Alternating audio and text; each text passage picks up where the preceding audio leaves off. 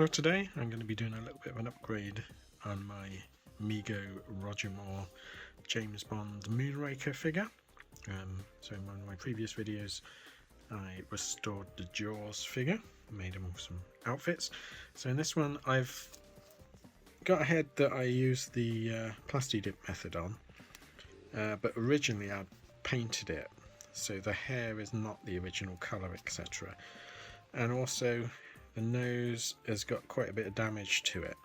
So what I've managed to do is get a replacement head, which although zombie grade is in much better condition as far as the original hair colour is there. So what I'm going to do is Plasti Dip this and see if the hair colour looks okay. Same as the lips, because obviously this was designed to go over flesh colour rather than zombie grey. You can see the difference. The only thing is, so I got this one pretty cheap on eBay. I think I paid about £8 for it, but it came on a Jaws body, which has been repaired. So it's got a repaired aftermarket joint, so it's got like quite a nice body, and I think this was about £9, something like that I got this for. But the head, it didn't say so in the advert, but the head has been cut. I think they've cut it to fit on a different body, so I'm hoping this will still fit okay into the neck socket. It's not going to cause too much issues, I hope. But what we're going to do is Plasti Dip this and see if we can bring it back to what it originally should look like.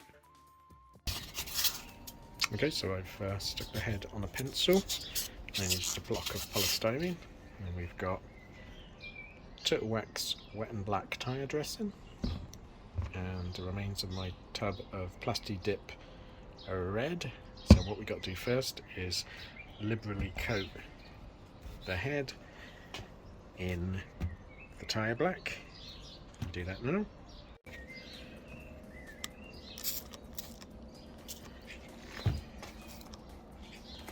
And then just let that soak down and drip off.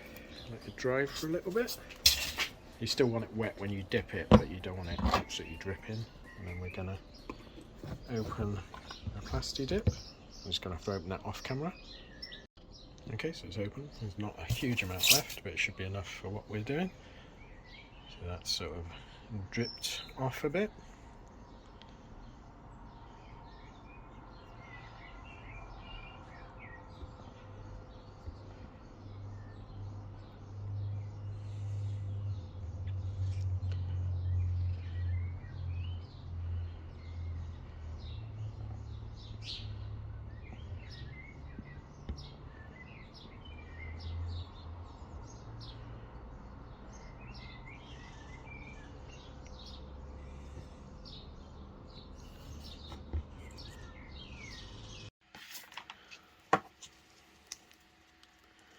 Going to take the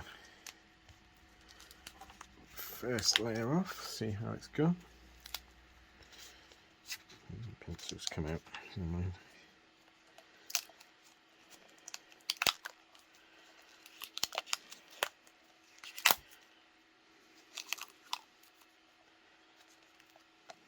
That's not bad, that looks quite good. I'm going to do another application though,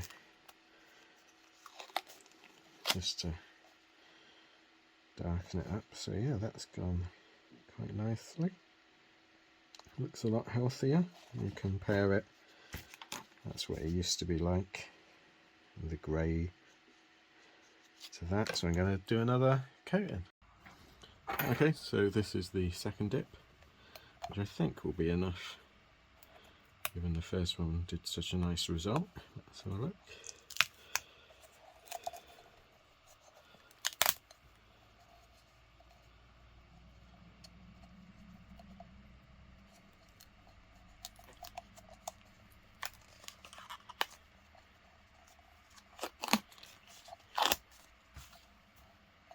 There we go. So yep, nice finish now on it. You've got the original paint, looks much better, and the obviously needs cleaning off because the tire black is, you can see it just wipes off. It's It's good stuff. So that looks pretty good. Let me get the old one. So there's my previously done one. I repainted the hair, and you can see I did. The colour wasn't too bad, but I didn't quite get the right colour. So what I'm going to do is swap the heads over, and then we'll have a look at him finished. Okay, so the head's on. There's the old head with the damaged nose. I mean, it's still a good head, so I'll keep it to spare. I might do a version with in a tuxedo or something. But yeah, so the colour's really nice, matches the hands. So I'm pretty pleased with that one. So it's worth, you know, searching on eBay, and even if like it's only the head that's salvageable, you can certainly do these upgrades. And I've pieced this one together, so I bought everything separately. I got the boots in a bag of spare parts of Action Man stuff. I got the uniform for I think about £4 because the person selling it didn't know what it was, thought it was a fire suit. The body was off something else. The original head was off on a different body. So yeah, so he's a bit of an amalgamation. But all I got to do now is find the rest of his uniform. It's going to be the hard bit. But if you want to see more Mego restoration videos, let me know. And thanks for watching. Please like and subscribe if you can. And I'll see you again next time. Thanks then. Bye.